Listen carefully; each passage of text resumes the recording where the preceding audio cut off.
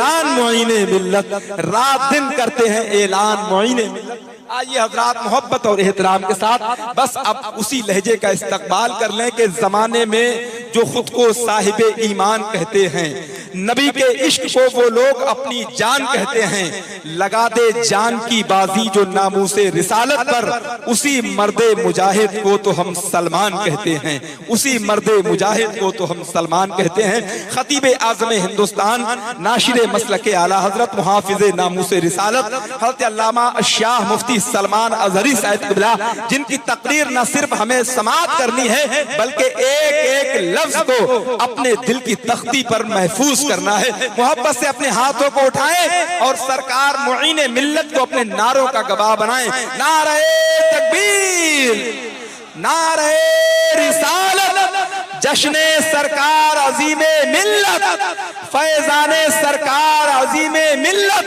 खानदाने सरकार अज़ीमे मिल्लत, मसलके आला हजरत मुहाफिज़े नामूसे रिसालत हजरत अल्लामा मुफ्ती सलमान अज़हरी साहिब क़िबला। नारे तकबीर, नारे रिसालत। इस्लाम के नकीब हैं सलमान अज़हरी, यानी बड़े खतीब हैं सलमान अज़हरी। जी भर के आप इनसे मुलाकात कीजिए, अब आपके करीब हैं सलमान अज़हरी।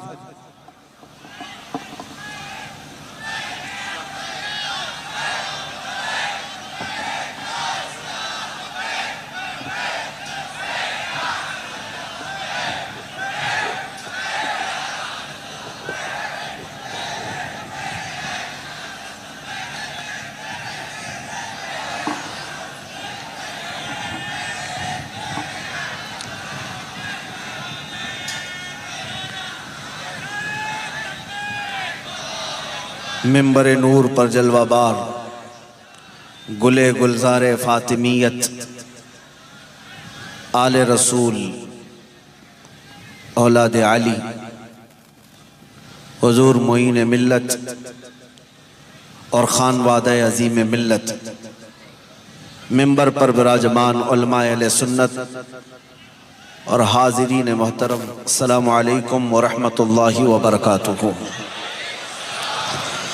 अल्हम्दुलिल्लाह, अल्हम्दुलिल्लाह हन्नानिल मन्नान अल्लज़ी खलक़ल इंसान व अल्लमहुल बयान, वस्सलातु वस्सलामु अला रसूलिही सय्यिदिल इंसी वल जान व अला आलिही व अस्हाबिही ज़विल खैरि वल इहसान, अम्मा बअद, फ़अऊज़ु बिल्लाहि मिनश शैतानिर रजीम, बिस्मिल्लाहिर रहमानिर रहीम। इन्ना अअतैनाकल कौसर फसल्लि लिरब्बिका वन्हर इन्न शानिअक हुवल अबतर, सदक़ल्लाहु मौलानल अज़ीम। बारगाह रिसालत में आप सल्लल्लाहु अलैहि वसल्लम में दुरूद पाक का हदिया पेश करें। अल्लाहुम्मा सल्लि अला सय्यिदिना व मौलाना मुहम्मदिन मअदनिल जूदि वल करम व आलिहि व अस्हाबिहिल किराम व इब्निहिल करीम व बारिक व सल्लिम सलातन दाइमतन सरमदन अबदा। मेरे अजीज़ों, आज मेरे लिए बड़ी सआदत और फ़ख्र की बात है कि दोबारा मैं हुजूर मुईन मिल्लत के कदमों में खड़ा हूँ। एक बात की वजाहत ज़रूरी है, अक्सर नाज़िम इजलास ज़मीन व आसमान के क़लाबे मिलाते रहते हैं किसी की तारीफ़ में, इसी तरह मेरे लिए भी इस्तेमाल होते रहते हैं जुमले बहुत सारे। हमारी तारीफ के लिए हमारे लिए बड़े बड़े अलकाब लगाए जाते हैं, ना ही उन तमाम चीज़ों का मैं मिस्दाक हूँ। हमारे लिए तो सिर्फ इतना ही है, मैं इस करम के कहाँ था काबिल, हुजूर की बंदा परवरी है। ये सब तुम्हारा करम है, आका के बात अब तक बनी हुई है। हमारा इंट्रोडक्शन कराया जाता है, हमारा तारुफ कराया जाता है, लेकिन आज इस अजीम मिंबर पर खड़े होकर मैं अपना तारुफ ये कराना चाहता हूँ आप सबसे। हजारों कोशिशें कर ली दुनिया झुकाने की, हजारों कोशिशें कर ली दुनिया ने झुकाने की, मुझे झुकने नहीं देता ज़हरा भरम ज़हरा के बच्चों का, मुझे झुकने नहीं देता भरम ज़हरा के बच्चों का। ये जो निस्बत हमारे साथ है यही हमें पावरफुल बनाई हुई है। यही ताकतवर बनाई हुई है। और आपको मैं एक बात बता दूं, अब तक बहुत सारे इजलास से हमने खिताब किया है। मैं बड़ौदा जब अमीर बापू की दावत आती है तो खुशी से दौड़े दौड़े चला आता हूँ। उसकी वजह एक ये भी है कि यहाँ के लोग परेशान नहीं करते। स्टेज पे आने जाने में जो बड़े मामलात हुआ करते हैं वो यहाँ नहीं होते। मैंने बहुत गौर से 2 साल देखा है। पिछले साल भी उनके हाथ में डंडा था, इस साल भी उनके हाथ में डंडा है। और इतनी बड़ी पब्लिक को तनहा एक अमीर बापू कंट्रोल कर रहा है। मेरा बैठे बैठे ये जहन देखने लगा और फिर मैंने महसूस किया, जालिमों, तुम मौला हुसैन की ताकत को सवाल करते हो। करबला के मैदान में उनको निहत्था देख, वो तो इम्तिहान के लिए गए थे।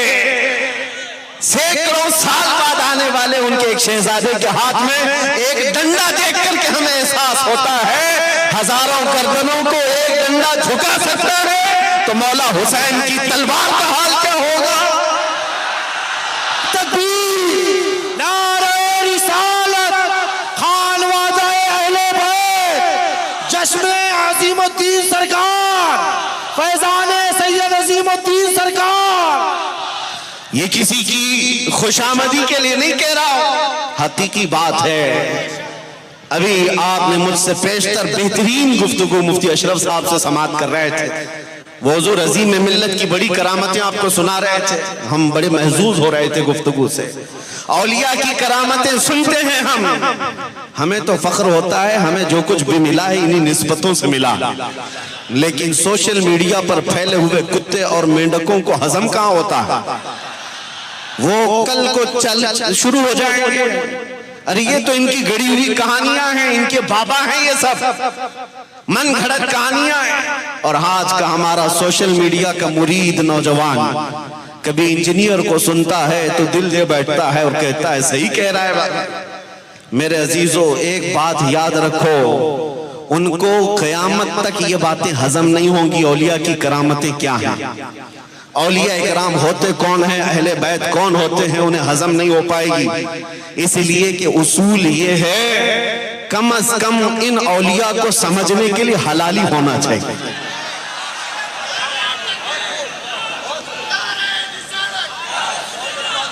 अजीज़ान गिरामी, अल्लाह का करोड़ा एहसान है कि उसने इस फितनों के दौर में भी हमने अपने उस रब इज़्ज़ुल जलाल ने अपने महबूब की आल के करीब हमें बना रखा है।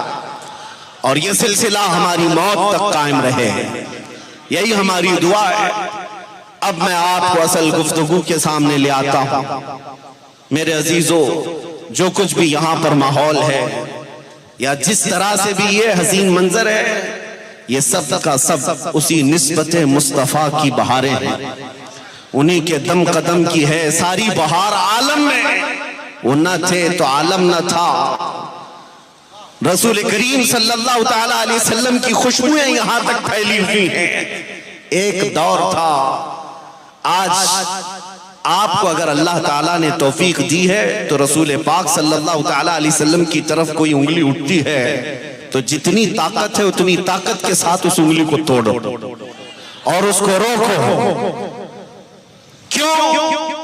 नामों से रिसालत की हिफाजत ये सुन्नत इलाही है, अल्लाह की सुन्नत है। जब नबी करीम सल्लल्लाहु ताला अलैहि वसल्लम के तीसरे बेटे हजरत इब्राहीम का इंतकाल हो गया, 2 बेटे पहले इंतकाल हो गए थे, हजरत अब्दुल्ला और हजरत कासिम। ये तीसरे थे हजरत इब्राहीम, जो चंद महीने जिंदगी तो गुजार लिए, उसके बाद वफात पा गए।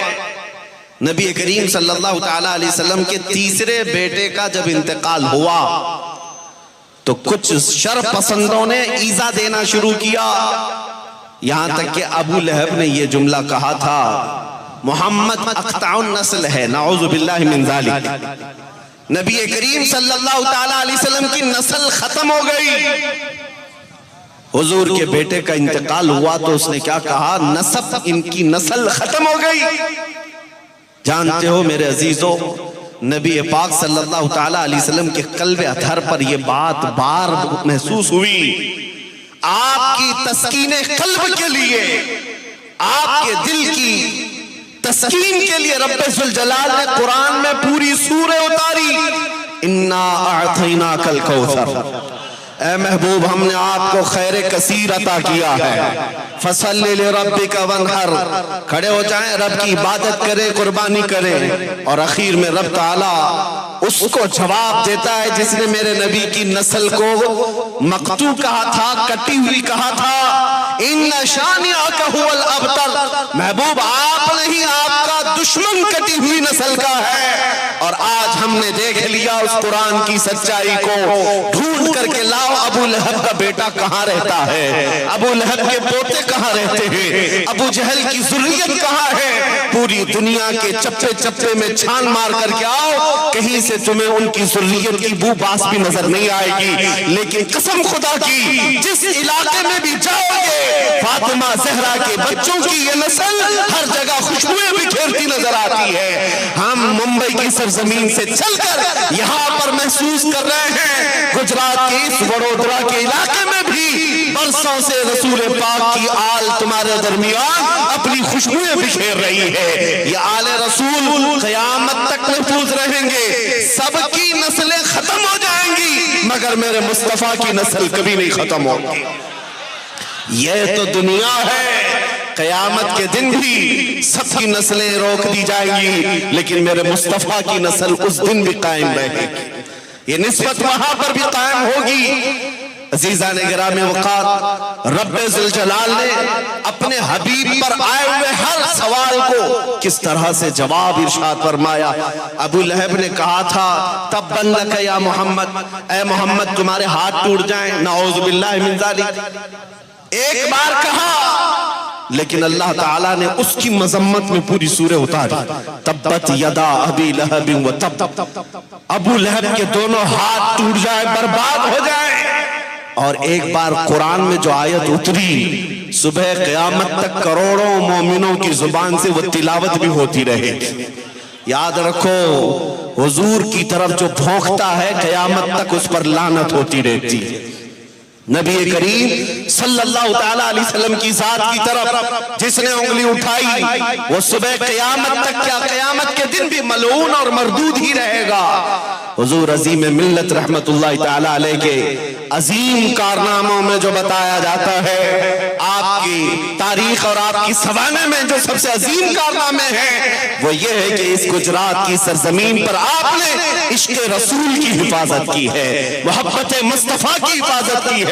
और उसी वजह से आज हम देख रहे हैं ये लहलहाता हुआ चमन, जहां से मेरे आका का नाम आए तो लोग मचल पड़ते हैं। ये इन्हीं बुजुर्गों के दम कदम की बहार है। और याद रखो, दुनिया जितनी भी चकाचौंध तुम्हारे सामने फैला दे, सोशल मीडिया का दौर जितनी भी तरक्की करता आ जाए, एक बात हमेशा याद रखना, जो दीन इन आस्थानों से तुम्हें मिला है वही नजात का जरिया है। और बाकी रहे टाई सूट वाले डॉक्टर, प्रोफेसर और इंजीनियरों से जो लोग हासिल कर रहे हैं, इनका हाल वही है।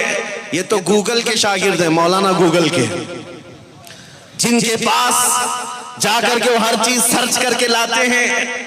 और उनका हाल वही है जैसे गूगल मैप वाली जहां जहां जाकर के गाड़ियों को फंसा देती है। वो तो देखा होगा आपने, गूगल मैप हमेशा काम नहीं करता है, कभी कभार ऐसी जगह पर ले जाकर के फंसा देता है। दिल्ली से हम निकले हुए थे, बरेली शरीफ जा रहे थे, रात के 2 बजे मैप लगाया हुआ हमारा ड्राइवर मेन चौर रास्ते से उतार दिया, छोटे रास्ते पर ले लिया। हमने कहा बरेली की शाहरा इतनी छोटी नहीं है। कहा नहीं, मैप तो बता रहा है शॉर्टकट लेकर जाएगा। लेकर गया, एक जगह जाने के बाद डेड एंड आ गया, वहां पुलिस वाला टार्च मार रहा है। हमने पूछा उतर करके कि ये कहाँ हम आ गए। पुलिस वाला आया, कहाँ जाना है आपको, इतनी रात 3 बजे कहाँ आए हो? हमने कहा हम तो बरेली जा रहे हैं। उसने कहा ये बरेली नहीं, ये सब जेल है, यहाँ कैसे आ गए रात के 3 बजे? हमने ड्राइवर साहब से कहा गूगल मैप की इक्तिदा करते रहोगे, पता नहीं हकीकत में जेल न चले जाओ। इसलिए याद रखो, जो दीन इश्क़े मुस्तफा की छलनी में छन कर आता है, वो तुम्हारे दिलों में भी नूर पैदा करता है।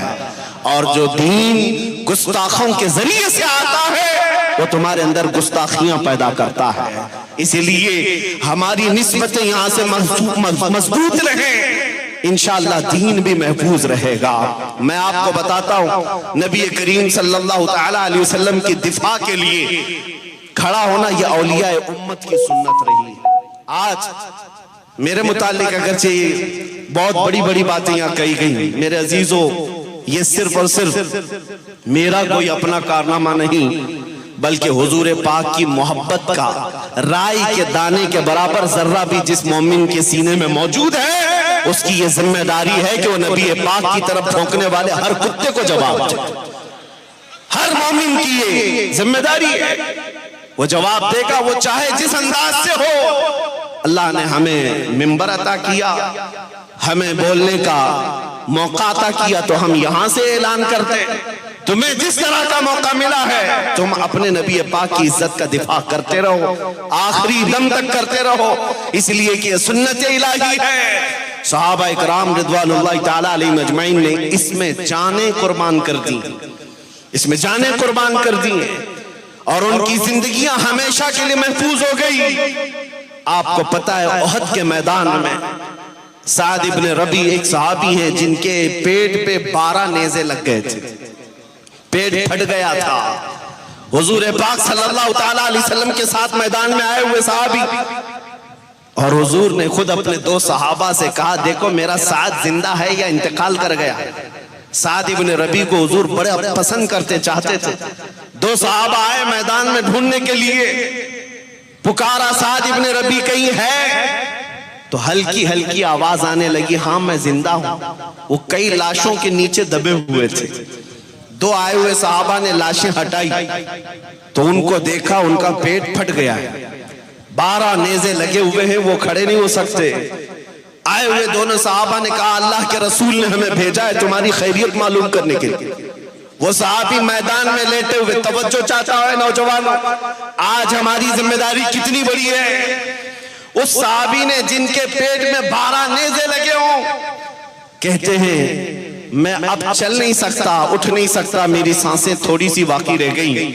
ऐ मेरे दोस्तों, जाओ अल्लाह के नबी को मेरा सलाम पहुंचा देना और फिर ये कहना, ऐ अल्लाह के नबी मुझे माफ कर दे, मैं आपकी हिफाजत का हक अदा नहीं किया।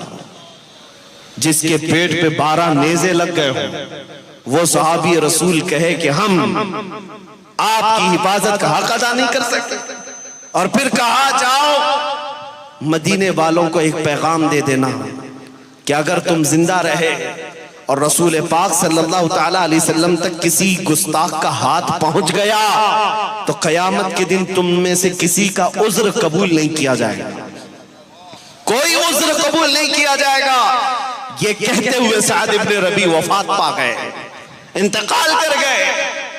आज लोगों को बात करने में डराने लग गया, खौफ महसूस करने लग गए, हालात बड़े खराब हैं। हमें इस जमाने में ऐसा नहीं बोलना चाहिए, वैसा नहीं बोलना चाहिए।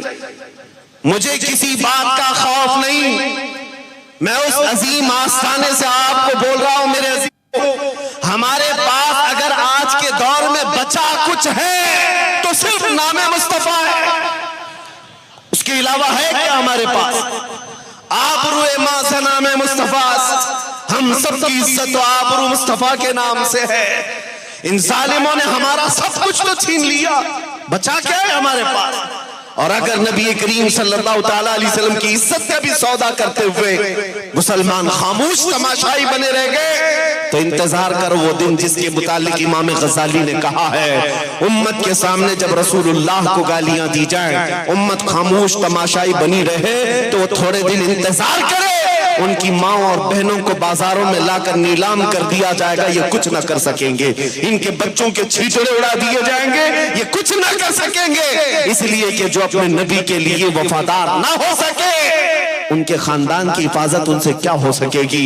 याद रखो मेरे अजीजों, बड़ी जिम्मेदारी की बात मैं कह रहा हूं। मैं खौफ और डर से आजाद होकर यहाँ इसलिए कह रहा हूं, इसीलिए कह रहा हूं कि मुझे यकीन है, अगरचे बहुत सारे बुजुर्ग आज भी मौजूद हैं, बाज लोग उनके बारे में अगर ये कहते हैं वो पीर साहब हैं, ये पीर साहब हैं, ये क्यों नहीं बोल रहे, तुम्हें पता नहीं वो अगर खामोश भी है तो हमारी हिमायत में बैठे हुए हैं, हमारे लिए अपना पंजा लगाए हुए बैठे हैं, और फिर हम दुनिया को बबांगे दोहल के कहते हैं। हमारे पड़ोस मुल्क के एक मौलाना साहब ने बगदाद शरीफ में मुझसे ये पूछा था, मौलाना इतनी आजादी के साथ आप यहाँ कैसे बोल रहे हो, क्या आपके साथ कुछ मामलात नहीं होते?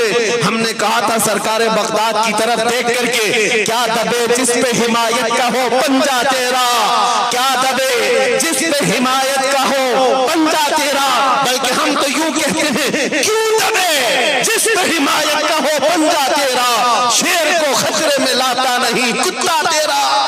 लब्बैक लब्बैक लब्बैक या रसूल अल्लाह, लब्बैक लब्बैक लब्बैक या रसूल अल्लाह, लब्बैक लब्बैक लब्बैक या रसूल अल्लाह।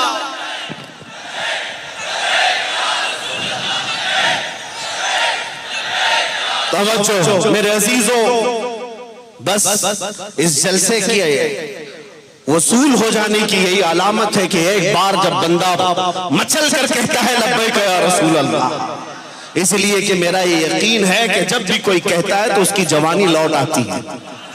हुजूर को जब कोई पुकारता है तो जवानी लौट आती है। इसीलिए मैं एक बात ये भी कहता हूं, हम सुन्नी हैं अल्हम्दुलिल्लाह, करबला की दास्तानें हर साल सुनते हैं।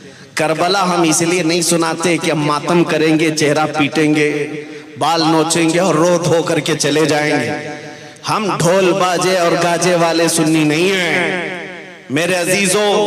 हम करबला की दास्तान सुनाते इसीलिए हैं, असल मकसद समझो, उनके ऊपर बीते हुए मजालिम और मसाइब अपनी जगह पर, जो मुसीबतें उन्होंने उठाई मौला हुसैन ने वो अपनी जगह पर, लेकिन आज के दौर में हम इसलिए सुनाते हैं कि 80 साल का बूढ़ा भी हो तो उसके अंदर 25 साल जवानी आ जाए, वो ये समझ करके जाए इमाम हुसैन जिस तरह से इस्तिकामत के मैदान में खड़े थे अपने नाना की शरीयत की हिफाजत के लिए, कभी उन्होंने सामने वाली तादाद को नहीं देखा, कभी तख्त और ताज को भी नहीं देखा, कभी वहां की आए हुए बड़े लश्कर जर्रार को देखा, बल्कि मौला हुसैन अपने एक छोटे खानदान के साथ यानी तादाद के एतबार से जमे रहे, अड़े रहे, और फिर दुनिया ने आज ये साबित कर दिखाया। आज जाओ यजीद का कोई तख्त ढूंढ करके लाओ, उसकी इमारत ढूंढ करके लाओ। हमने तो सुना है दिमश्क के सारे लोग जहां अपना कूड़ा करकट फेंकते हैं वहां पर यजीद की कब्र गुम हो गई, जहां सारे लोग कचरा फेंकते हैं यजीद की कब्र गुम हो गई। क्या हुआ बड़े बादशाह का जो 3 साल हुकूमत कर गया और आले रसूल का खून बहा कर गया, और हम आकर के इराक की सरजमीन पर करबला के मैदान में पहुंचते हैं, लोगों से पूछते हैं, सुना है इस मैदान में रसूलुल्लाह की आल के टुकड़े कर दिए गए थे, यहाँ उनका खून बहाया गया था, वो मैदान कहाँ है? लोग पकड़ करके तुम्हें कहेंगे नादार, अब ना वो टुकड़े हैं ना वो खून है, बल्कि एक लहलहाता हुआ चमन है। आओ तुम्हें ले जाते हैं एक बड़ी बुलंद बाला इमारत, उस पर सोने से कलाई किया हुआ गुंबद और उस पर लहराता हुआ सुर्ख रंग का झंडा। एक बंदा पकड़ कर तुम्हें दिखाता है और कहता है जिसे तुम कहते हो टुकड़े हो गए, ये वो दरबार आली है जो 1400 साल बाद भी दुनिया को पुकार पुकार कर ये झंडा कह रहा है, उस वक्त भी और आज भी शाह अस्त हुसैन।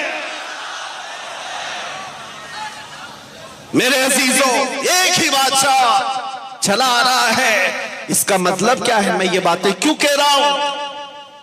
मौत और हयात सिर्फ और सिर्फ टुकड़े हो जाने और चलने फिरने का नाम नहीं। वो आदमी जिंदा नहीं जो चल फिर रहा है, और वो आदमी मरा भी नहीं जिसके 100 टुकड़े हो गए हों। दो अलग अलग मसले हैं। कुरान कहता है कुछ लोग हैं चल रहे फिर रहे खा रहे पी रहे लेकिन वो मुर्दा है, और कुछ लोग हैं जो मैदान में कटे हुए हजारों टुकड़ों में हैं। कुरान कहता है मुर्दा ना कहना, बल्कि मुर्दा सोचना भी मत। ये कैसी है जिंदगी? मरे हैं कटे हैं, लेकिन कुरान कहता है मुर्दा नहीं कहना। और कुछ लोग चल रहे हैं फिर रहे हैं, लेकिन कुरान कहता है मुर्दा है। इन्नका ला तुस्मिउल मौता, ऐ महबूब आप इन मुर्दों को नहीं सुना सकेंगे। अजीजा ने गिरामी, ये कुरान का फलसफा बताता है मौत और हयात क्या है। नबी पाक का बुग़्ज़ और उनकी दुश्मनी लेकर तख्त पर बैठ जाए तो भी मुर्दा है, और उनकी मोहब्बत में मरकर 100 टुकड़ों में बदल जाए तब भी वो जिंदा है। इसीलिए तो शायर ने कहा था कत्ले हुसैन असल में मर्गे यजीद है, इस्लाम जिंदा होता है हर करबला के बाद। ये बातें इसलिए कही जा रही हैं, कभी खौफ ना रखना, डरना नहीं। दुनिया में हमारे इस बोलने पर होगा क्या, फांसी पर चढ़ा दिया जाएगा, हमें मार दिया जाएगा, मॉब लिंचिंग में कहीं मर जाएंगे। अजीजा ने गिरामी वकार, इन तमाम हालात से कम अज कम मुसलमान तो नहीं घबराना चाहिए। एक मोमिन सादिक को नहीं घबराना चाहिए। तूफानों को देख करके मुंह मोड़ लेने वाले का नाम आशिक रसूल नहीं, बल्कि आशिक रसूल वो है जो तूफानों का मुंह खुद मोड़ दे और कायम रहे। मैं आशिक मुस्तफा कल भी था और आज भी हूं। आज के आए हुए तूफानों को देखकर तुम पार्टी बदल मत लेना, इधर उधर पार्टी बदल कर चले मत जाना, और उन लोगों में तुम्हारा शुमार नहीं होना चाहिए जो दोपहर में लाल झंडा, शाम में नीला झंडा और रात को हरा झंडा। नहीं, मोमिन साले वाबस्ता है उस दरबार से। इस तरह के हजारों आएंगे जाएंगे। बगदाद को जिन्होंने तबाह बर्बाद कर दिया था उन ततारियों ने, चंगेज आया था, हलाकू आया था, पता नहीं कितने बड़े बड़े जालिम आए थे जिन्होंने पूरे मुसलमानों की खोपड़ियों से मीनार बना दिए थे। दरियाए दजला का पानी लाल कर दिया था हमारे खून से, तब इस्लाम खत्म नहीं कर सके। 5 साल की नशेड़ी हुकूमतें क्या इस्लाम को हिला दे?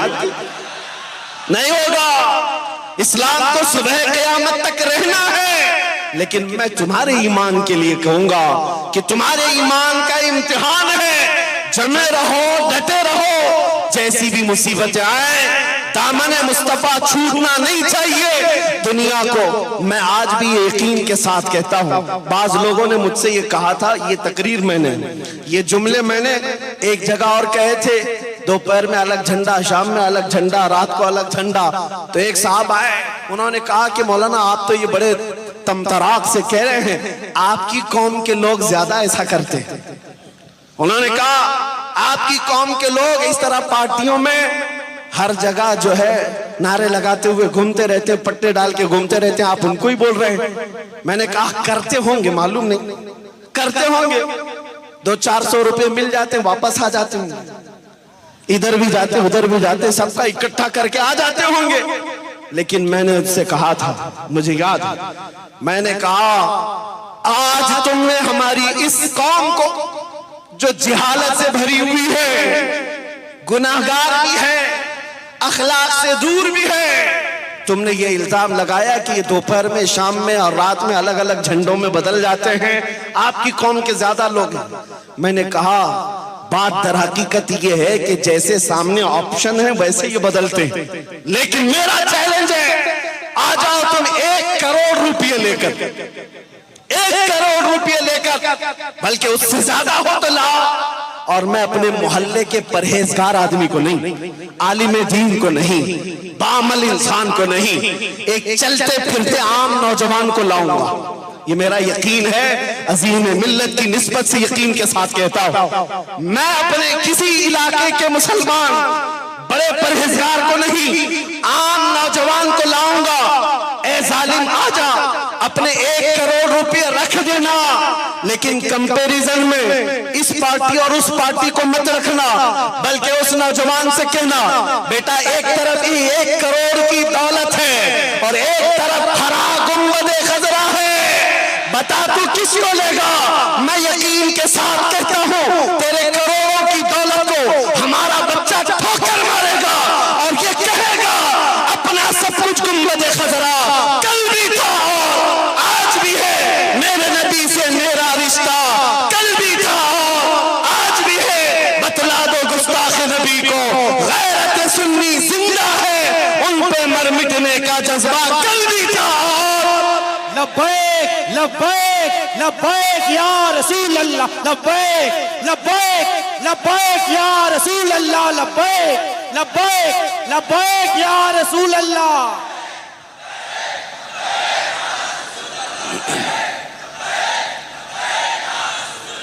मेरे अजीजों, बस हम इस जवानी को देखना चाहते हैं, इस जवानी को देखना चाहते हैं।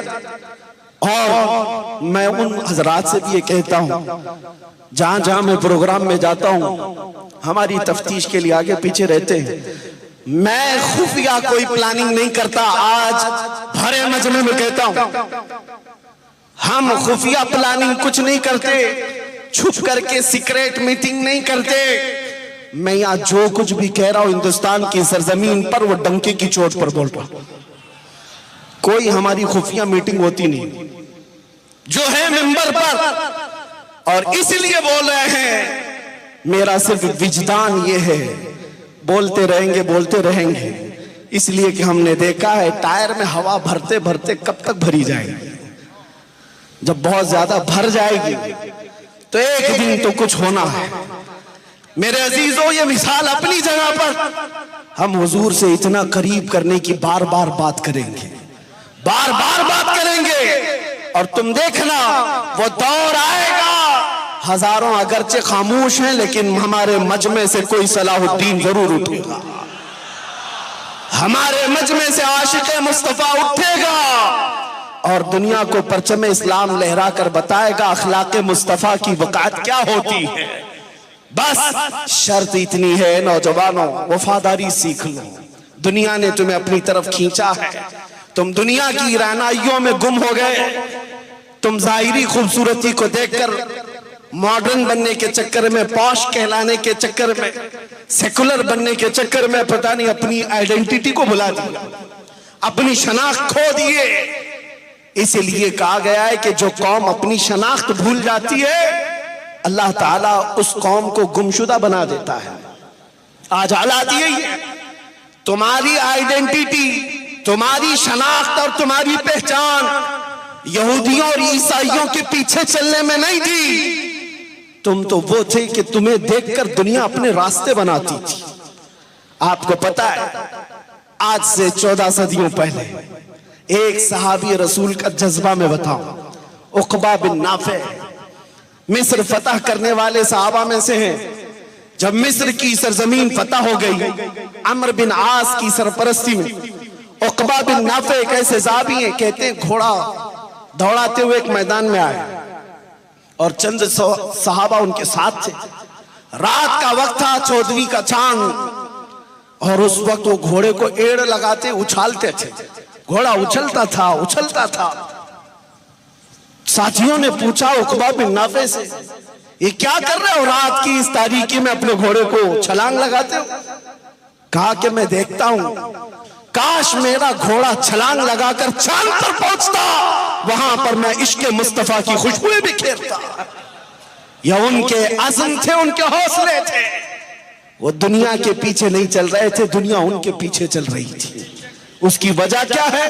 इकबाल ने सच कहा, उनके जो हम गुलाम थे, खल्क के पेशवा रहे, उनसे फिरे जहां फिरा, फिर आई कमी वकार में। एक ही बात है, आज इकबाल तकरीबन 8-10 साल यूरोप की खाक छानता रहा। यूरोप में घूम फिर करके आया, बड़ी तहकीकें किया, और आने के बाद डॉक्टर इकबाल ने अपनी कौम से क्या कहा? मैंने अपनी कौम की तरक्की को बहुत ढूंढा यूरोप में, कि देखो मैं आकर के एक मैसेज दे दूं मेरी कौम की बुलंदी। तो इकबाल से पूछा, आपको मिल गया वो राज जिससे हमारी कौम दोबारा उरूज पाएगी? इकबाल ने कहा, हाँ मिल गया वो राज। पूछा वो क्या है? इकबाल ने कहा, बस ये है कि मोहम्मद से वफा तूने तो हम तेरे हैं, ये जहां चीज है क्या, लाहो कलम तेरे, यही राज है। हर जगह घूम फिर करके आया और देखा हमारी ताकत कुव्वत, हमारा सारा उरूज रसूल पाक की निस्बत में मुज़मर है, और अगर वो ना हो तो फिर हमारी जिंदगी बेसूद है। इसी को इमाम अहले सुन्नत फाजिल बरेलवी ने फरमाया था, वो जो न थे तो कुछ न था, वो जो न हो तो कुछ ना हो, वो जो ना हो तो कुछ ना हो। मेरे मुस्तफ़ा को छोड़कर न हमारी अजान कंप्लीट होती है, न हमारी नमाज कंप्लीट होती है, न हमारी जिंदगी कंप्लीट है। और अगर यहां बच बचा कर भाग कर निकल भी गए कब्र में, तीसरे सवाल नहीं पकड़े जाओगे। मुनकर नकीर पूछेंगे, मा कुंत तक़ूलु फी हक़्क़ हाज़ा रजुल। पहले तो पूछ लेंगे तेरा रब कौन है, तेरा दीन क्या है, तीसरे पर आएंगे हुजूर को दिखाकर पूछेंगे इनके बारे में क्या कहता था। मुनाफिक कहेगा हा हा ला अदरी, अफसोस अफसोस मुझे नहीं मालूम, यहां आकर के अटक जाएगा। इसीलिए हम कहते हैं कब्र में भी वो जो ना हो तो कुछ ना हो। और मेरे अजीजों, क़यामत के मैदान में अगर तुम सोच लो अहकमुल हाकिमीन माफ कर देगा और हम निकल जाएंगे, लेकिन वहां तो हाल ये है खलीलो नजी मसीहो सफी, सभी से कहीं कहीं न बनी। खलीलो नजी मसीहो सफी, सभी से कहीं कहीं न बनी। ये बेखबरी की खल्क फिरी कहां से कहां तुम्हारे लिए, मखलूक फिरती रही और आखिर में मेरे मुस्तफ़ा के पास आई और अल्लाह के नबी ने सिफारिश किया, रब ताला ने हिसाब शुरू किया। और हदीस पाक में मिलता है, अल्लाह फरमाएगा इरफा रअसक या मोहम्मद, ऐ मोहम्मद सल्लल्लाहु अलैहि वसल्लम अपना सर मुबारक उठाएं, आप शफाअत करें, आपकी शफाअत कबूल की जाएगी। मेरे आका जिसे चाहे जन्नत में ले जा रहे होंगे। आपसे फिर कहता हूं, उस भरे मैदान महशर में भी वो जो ना हो तो कुछ ना हो। पूरी जिंदगी का दारो मदार उसी सुतून से वाबस्ता है। जान है वो जहान की और जान है तो जहान है।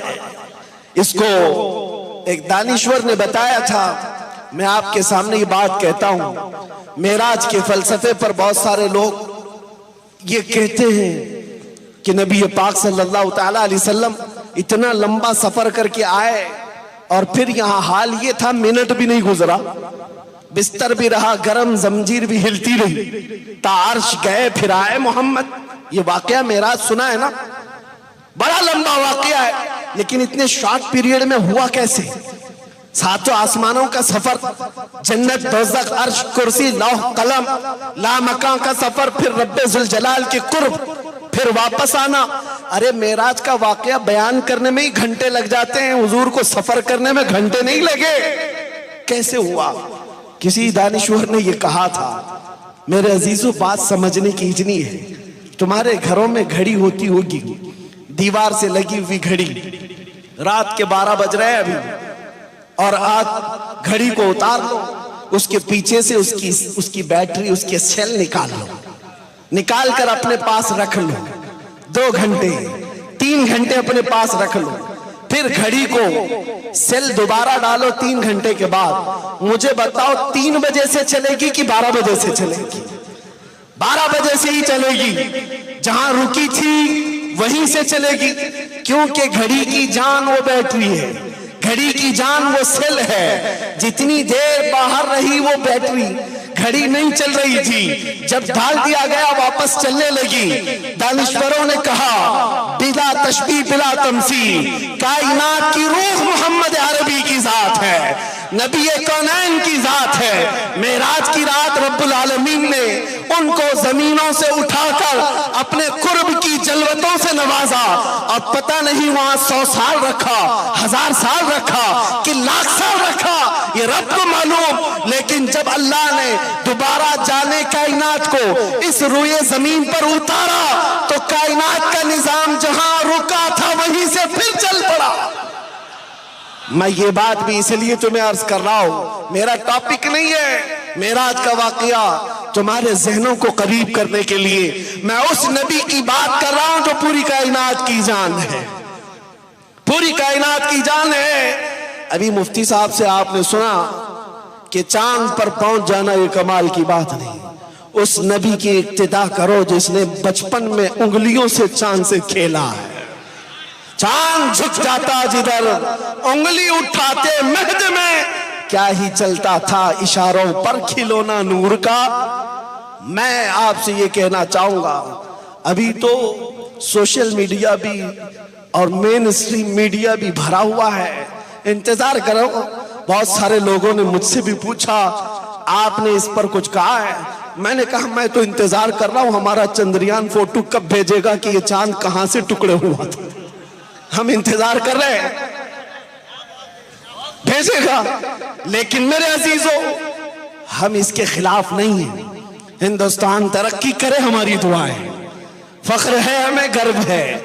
आप भी पढ़ो लिखो और तरक्कियां करो। लेकिन मैं आपसे कहता हूं, तरक्की अगर तुम चाहते हो तो मुझे बताओ, आज तुमने क्या सोच रखा है कि सिर्फ और सिर्फ यूनिवर्सिटियों से टॉप डिग्री हासिल कर लेने और बड़ी बड़ी नौकरियां हासिल करने का नाम कामयाबी है। मैं ये नहीं कहता कि तुम यूनिवर्सिटी ना पढ़ो, कॉलेज ना जाओ, बिल्कुल जाओ। मुझे बताओ मेरे अजीजों, पैबंद लगे कपड़े पहनने वाले हैदर कर्रार को देखा है, जो फर्श पर ड्यूटी चटाई पर बैठकर लोहे महफूज पर लिखी आयत कुरानिया को पढ़कर लोगों को बताता। नबी पाक की गुलामी में जो उरूज है वो कहीं पर नहीं। आओ बरेली के इमाम से पूछते हैं, आला हजरत इमाम अहले सुन्नत फाजिल बरेलवी रहमतुल्लाह ताला अलैह, किस इल्म में अल्लाह ने महारत नहीं दी? 55 उलूम में महारत तामा है, बहुत बड़ी महारत है। सिर्फ मैथमेटिक्स की बात मैं करूं, अगर मैथ्स में इतनी महारत थी कि बड़े से बड़े टफ फंडे आप उंगलियों के इशारों से हल कर देते। मशहूर वाकया है, अलीगढ़ के कोई यूनिवर्सिटी के प्रोफेसर साहब एक मसले में उलझ गए और उसका हल करने के लिए वो जर्मनी या इंग्लैंड जाने वाले थे। आला हज़रत के खलीफा साहब ने कहा था आप बरेली चलिए, वहां पर आपको हमारे बड़े मौलाना साहब अहमद रजा खान साहब आला हजरत से मिलाता हूं।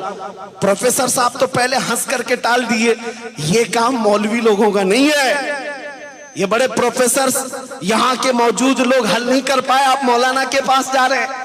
खलीफा आला हजरत ने कहा इंग्लैंड और जर्मनी जाने में तो बड़ा खर्चा है, बरेली जाने में कम खर्चा है, एक बार खर्चा कम करके देख तो लो, नहीं हल हुआ तो चले जाना। कहा ठीक है तुम्हारी बात पर आते हैं।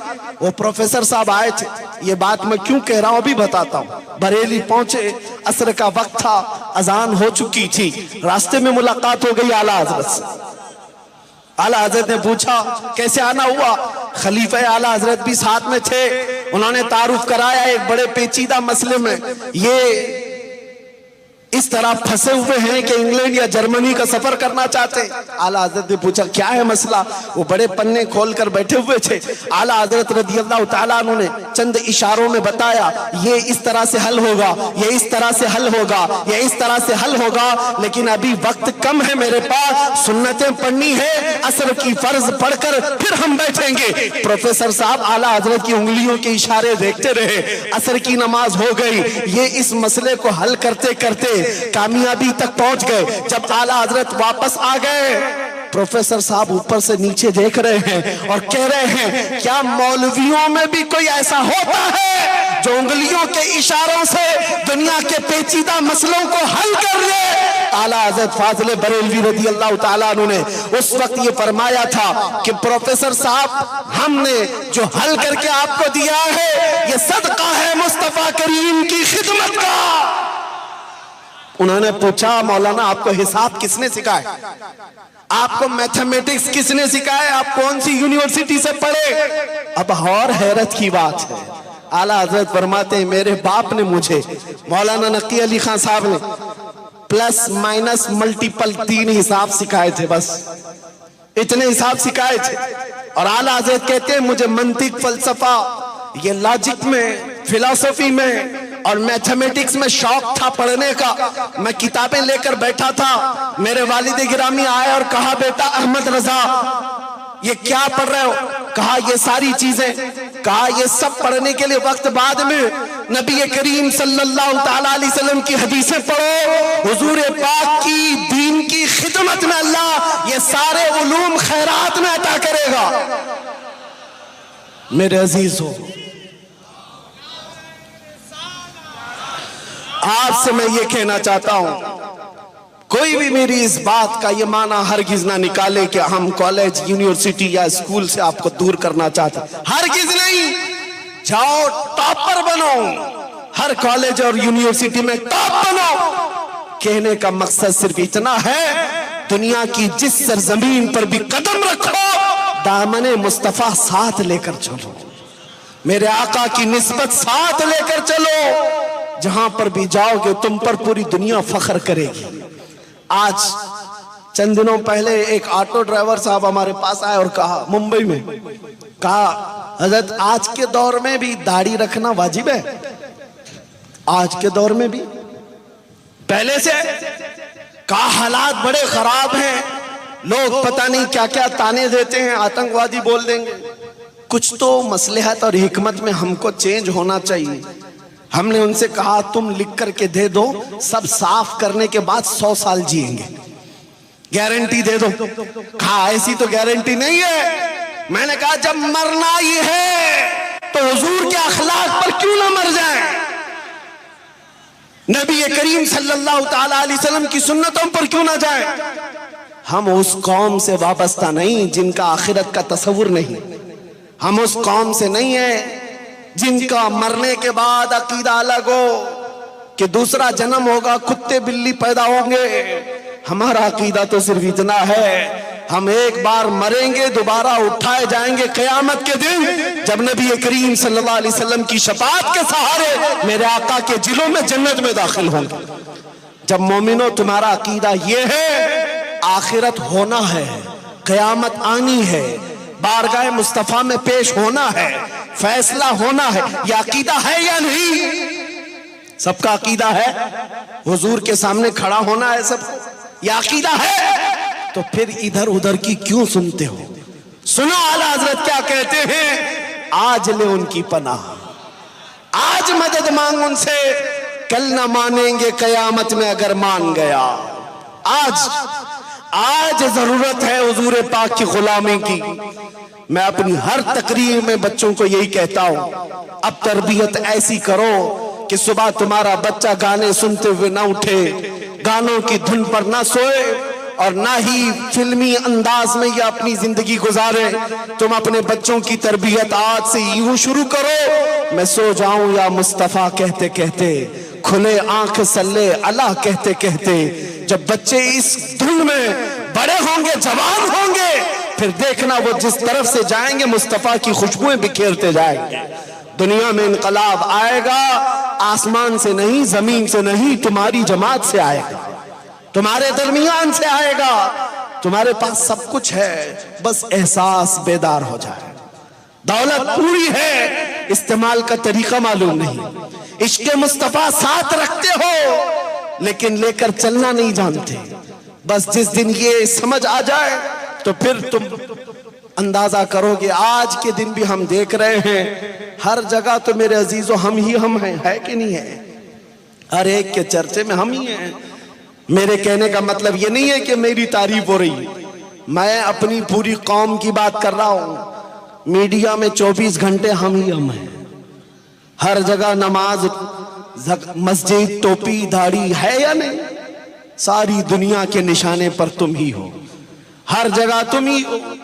इसलिए कि दुनिया तुम्हें बार बार बोल करके ये बता रही है तुम्हारे पास कुछ है, तुम्हारे पास कुछ है, तुम समझ ही नहीं रहे हो। हालांकि तुम दुनिया के सामने रो रहे हो, कह रहे हो हमारे पास हुकूमत नहीं, सियासत नहीं, क़यादत नहीं, एजुकेशन नहीं, यूनिटी नहीं। तुम तो रोए जा रहे हो और दुनिया भौंक भौंक कर बता रही है तुम्हारे पास कुछ है, बार बार। वरना ये आम सी बात नहीं। जो छोटी परसेंट में रहने वाला मुसलमान, जिनके पास कुछ भी नहीं, मीडिया इन पर क्यों भोंकती है?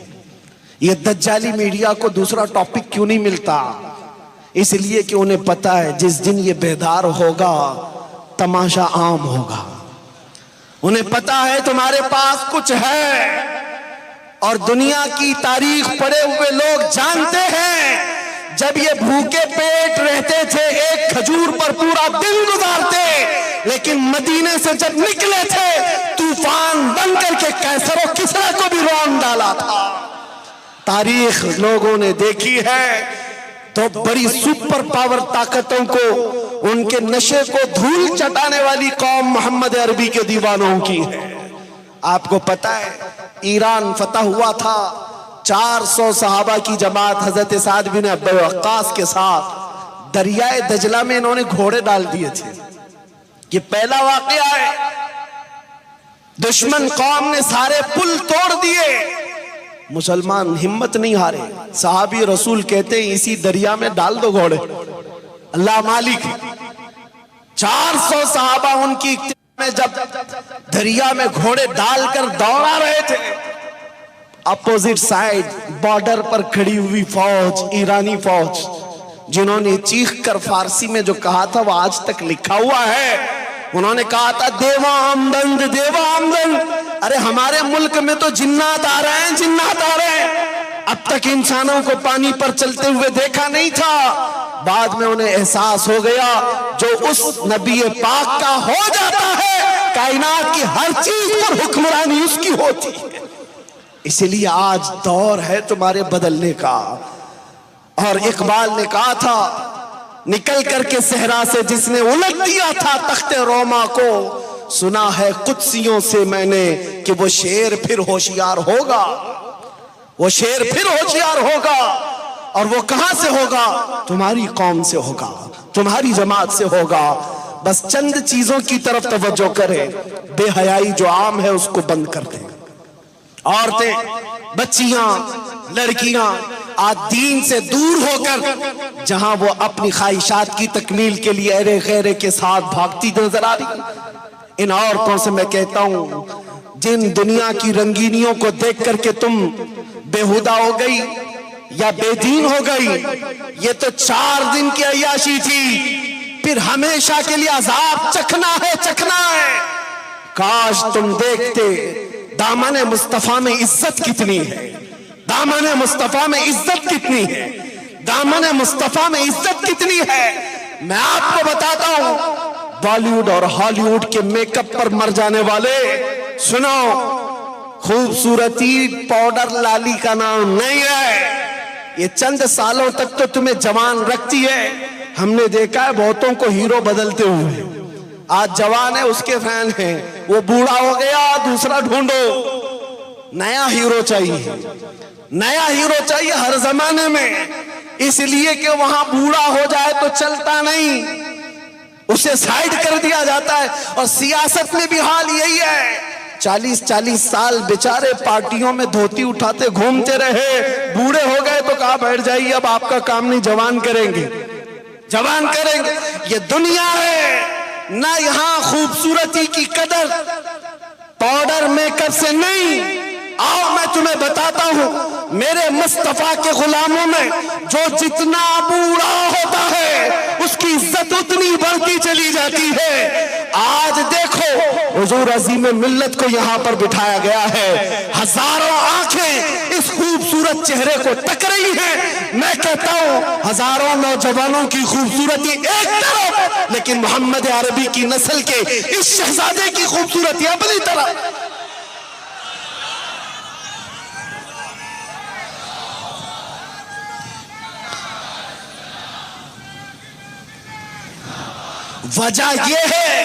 वजह यह है हमने हुजूर ताजो शरिया को भी देखा है। मुर्शिद गिरामी हुजूर ताजो शरिया को देखी हुई आंखें यहां मौजूद होंगी। मेरे अजीजों, हिंदुस्तान तो हिंदुस्तान है। मैं हजरत के साथ हज पर था, तुर्की के लोग आए थे देखने के लिए। तुर्की में खूबसूरती की कमी नहीं है, मुल्क शाम में खूबसूरती की कमी नहीं है, मिस्र में खूबसूरतों की कमी नहीं है, लेकिन उन लोगों को भी टूट पड़ते हुए देखा। बाद में हमने ये समझा खूबसूरती गोरे होने का नाम नहीं, अंदर चेहरे में कोई ऐसी कशिश होती है जो लाखों को अपनी तरफ खींच लेती है, और उसी कशिश का नाम इश्क़ मुस्तफा है।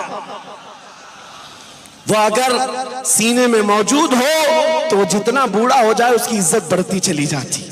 और फिर दुनिया तो दुनिया है, जिस दिन तुम दुनिया से रुखसत होगे मेरे अजीजों, तुम्हारा जनाजा उठाने के लिए न जाने कितनों की भीड़ मरी पड़ी जा रही है। हर एक ये चाहता है कंधा मुझे मिल जाए। आशिक रसूल के साथ दुनिया में यह हाल है तो फिर आखिरत में कितनी इज्जत होगी।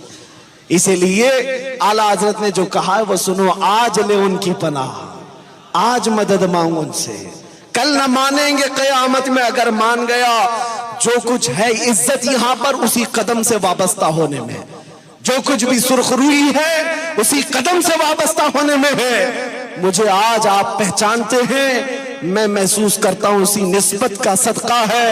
ये नाज ये अंदाज हमारे नहीं होते, झोली में अगर टुकड़े तुम्हारे नहीं होते, जब तक के मदीने से इशारे नहीं होते, रोशन मेरी किस्मत के सितारे नहीं होते। और आप सबके लिए मैसेज यही है, बेदाम ही बिक जाइए बाजार नबी में, बेदाम ही बिक जाइए बाजार नबी में।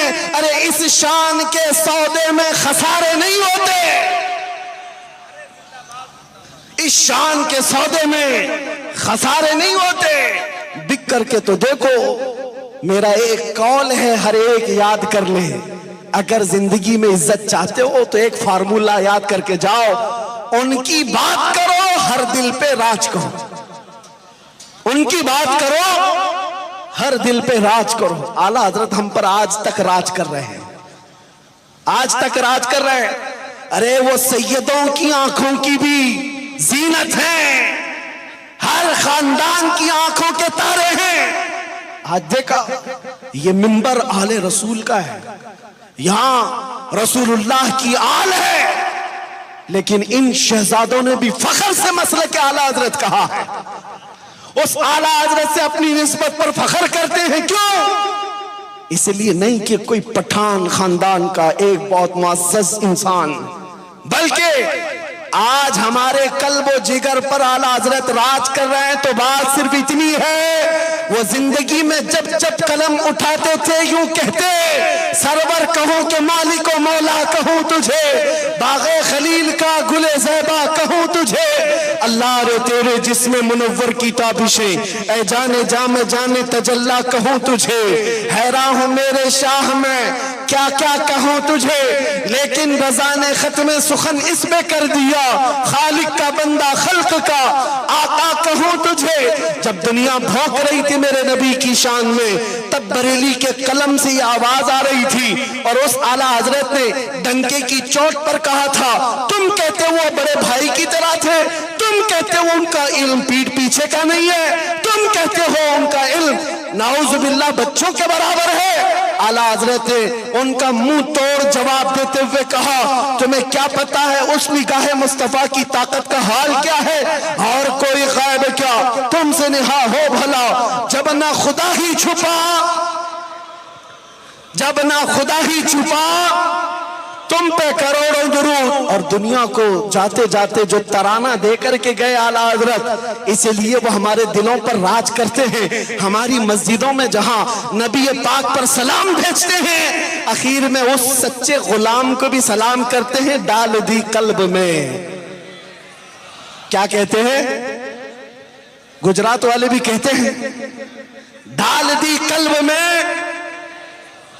इस शेर से भी समझ में आ जाता है उनका नाम ज्यादा क्यों लिया जाता है, इसलिए कि दिलों में किसी और की नहीं मुस्तफा की अजमत डाली है।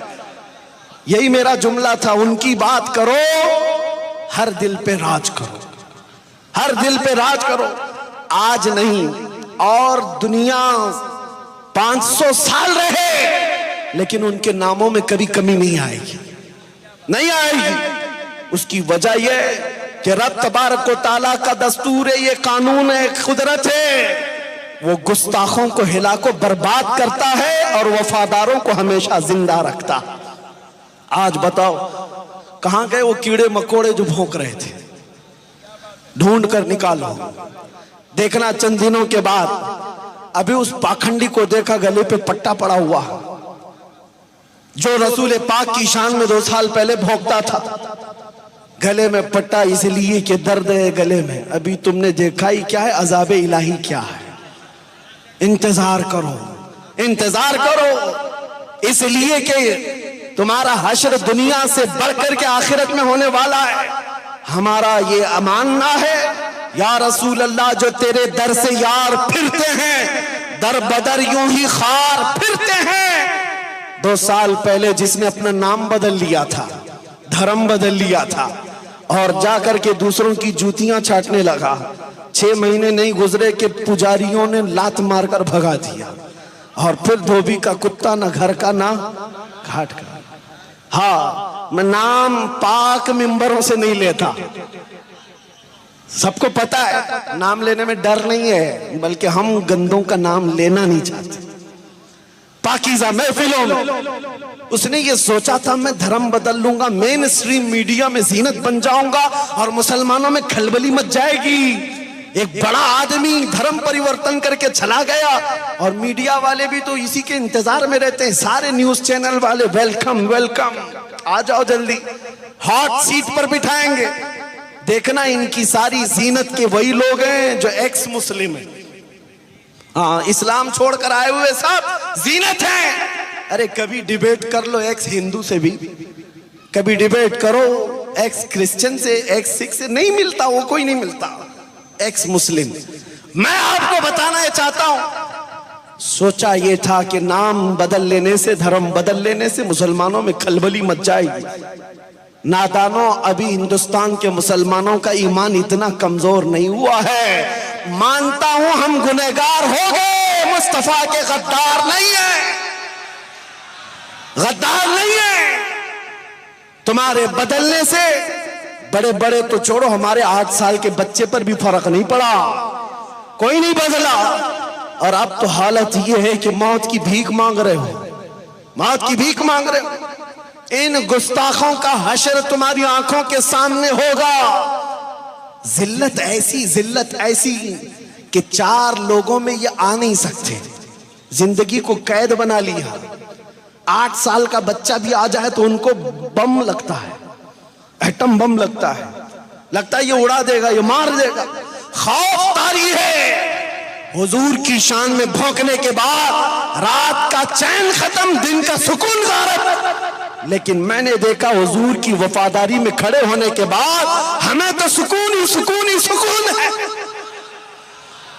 हमें कोई खौफ नहीं रहा, बल्कि अब जो कुछ थोड़ा बहुत था वो भी निकला।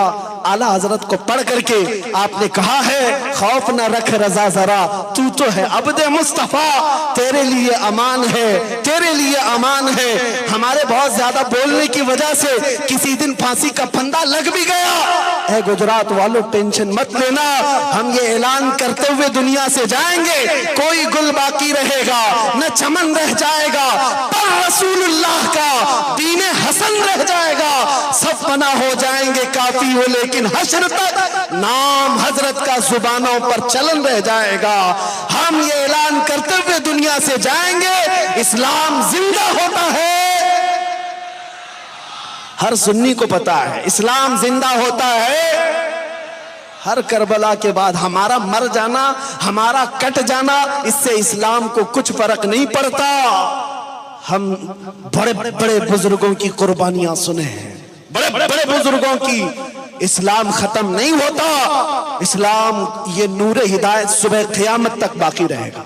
बस आपकी ये जिम्मेदारी है, हवाओं आंधियों और तूफानों से भाग करके मैदान न छोड़ना।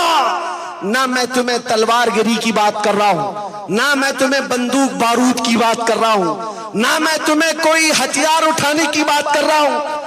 इस मिंबर पर जिम्मेदारी की साथ कह रहा हूं, मैं वो मुकर्रिर नहीं हूं जो तुम्हें जज्बात में लाकर, अरे मियां मैं तो तुम्हें ब्लेड रखने की भी बात नहीं करता, प्लास्टिक की चाकू भी मत रखना, इसलिए कि देखे जाएंगे तो आतंकवादी दूसरे दिन से लगेंगे।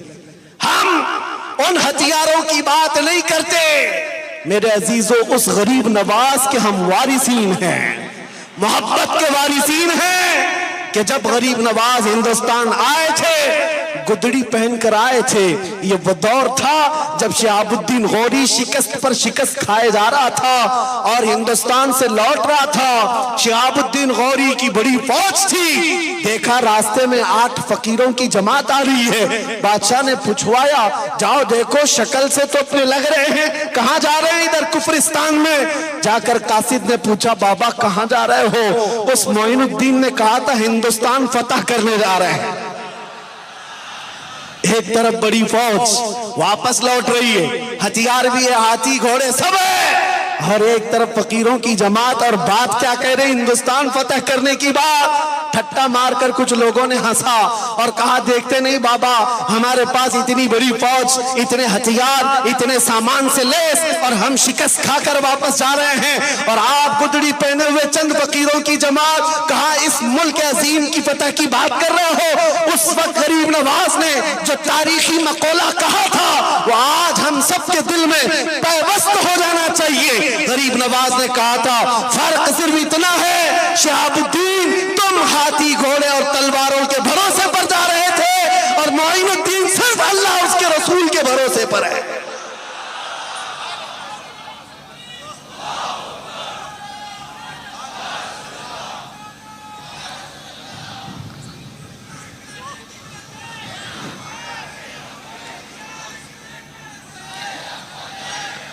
अब मेरे बात का मकसद समझ गए हो तो याद कर लो, हम हथियारों की बात नहीं कर रहे हैं। हमारी तलाशी ऊपर से नीचे तक लेते रहे। लेकिन मैं आपसे कहता हूं, किसी दिन चेक करवाना पड़े कहीं पर भी, तो चेक करने वाला हर चीज चेक कर ले, बाद में उससे पूछे क्या मिला, चाकू, ब्लेड, तलवार क्या मिली? तो कोई तो ऐसा मिल जाए वो पलट कर कहे कुछ नहीं मिला सिवाय मोहब्बत मुस्तफा की। बस हमारी पहचान ये बन जाए। बेदम वारसी ने कहा था, सगे तैबा सब कह के पुकारे बेदम, मुझे सारे लोग मदीने का कुत्ता कहकर पुकारे, यही रखियो मेरी पहचान मदीने वाले। बेदम वारसी ने कहा था, आज हर नौजवान को यह होना चाहिए, दुनिया परख करके देखे और उसके बाद कहे इसके पास सिवाय इश्क मुस्तफा के कुछ नहीं। लेकिन ये बड़ी ताकत का नाम है, ये बड़ी ताकत का नाम है। इसलिए मेरे अजीजों, मैं खुलासा कलाम इस बात पर करता हूं, आज ले उनकी पनाह, आज मदद मांग उनसे, कल न मानेंगे कयामत में अगर मान गया। उन्हें जाना, उन्हें माना, न रखा गैर से का, लिल्लाहिल हम्द मैं दुनिया से मुसलमान गया। एक बात का अहद करके उठेंगे आज इस अजीम उर्स पाक में, जश्न पाक में, जो सरकार अजीम मिल्लत का 100 साला यौम विलादत है। हम बुजुर्गों के जलसों में इसीलिए हाजिर होते हैं कि ईमान ताजा हो जाता है, ईमान बढ़ जाता है। लोगों को उर्सों से तकलीफ, पता नहीं किन किन चीजों से तकलीफ, वो तकलीफ में ही जलते मर जाए। लेकिन इंशाअल्लाह अजीज, अल्लाह के महबूबों का जिक्र तुम सुनते एक दिन